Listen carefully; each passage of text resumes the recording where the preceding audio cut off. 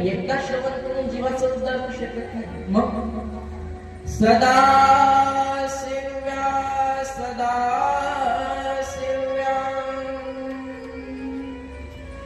सदा शिव्या विशेषतः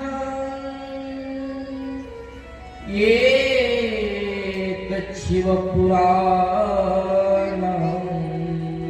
काय करायचं म्हणजे सतत श्रवण करायचं आणि सतत श्रवण केल्याने सुद्धा निर्माण शक्य नाही. तसं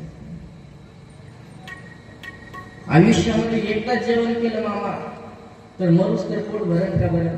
रोज खावा लागतं ना. का तुम्ही जगणार कसं? आणि ग्रंथ ऐकायचं म्हणजे काय तेच तेच तेच तेच खायचा कटाळा येत नाही. पोचले तर खूप आवश्यक. ही भाजी नाही आवडली तर ती नाही आवडली तर ही